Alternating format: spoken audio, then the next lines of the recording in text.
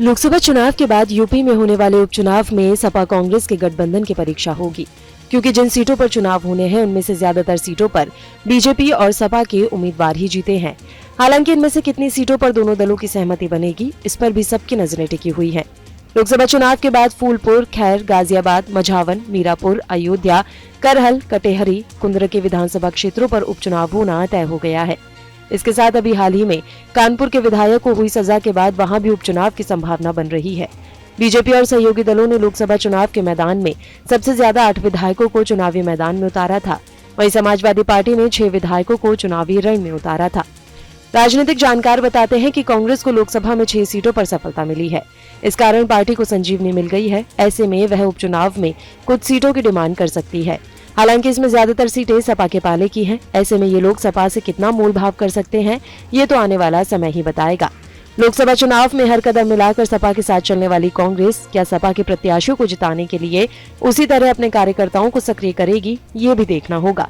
सियासी जानकार बताते हैं कि ताजा चुनाव परिणाम से उत्साहित कांग्रेस और सपा दोनों की नजर अभी से अगले विधानसभा चुनाव पर है।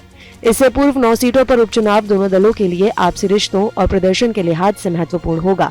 खासकर कांग्रेस के सामने अपने जनाधार को बचाए रखने की भी बड़ी चुनौती है।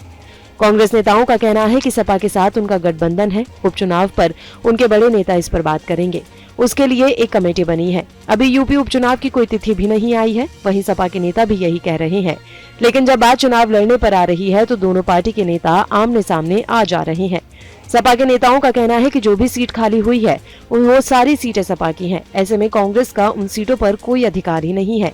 लेकिन फिर पार्टी के नेता सारी जिम्मेदारी और फैसला अपने राष्ट्रीय अध्यक्ष और राष्ट्रीय नेतृत्व पर छोड़ देते हैं। अब राजनीतिक गलियारों में एक बार फिर इस बात की चर्चा होने लगी है कि क्या विधानसभा का चुनाव आते ही सपा कांग्रेस गठबंधन का हाल 2017 वाले गठबंधन की तरह तो नहीं होगा। लेकिन राजनीतिक जानकारों की माने तो इस बार दोनों पार्टी के शीर्ष नेताओं की म्यूचुअल अंडरस्टैंडिंग 2017 के मुकाबले बेहद शानदार है। इस बात की आशंका जरूर व्यक्त की जा रही है कि स्थानीय स्तर पर नेताओं में थोड़ी छिटपुट झड़प भले ही देखने को मिले, लेकिन शीर्ष नेतृत्व इस बार ये साथ लंबा निभाने की सोच रहा है। 2024 के लोकसभा चुनाव में गठबंधन दोनों के लिए काफी मुफीद साबित हुआ। दोनों दलों ने काफी बढ़त बनाई। कांग्रेस का चुनाव प्रतिशत गिरा था, वह भी ठीक हुआ। अखिलेश की पार्टी राष्ट्रीय स्तर पर तीसरे नंबर की पार्टी बन गई।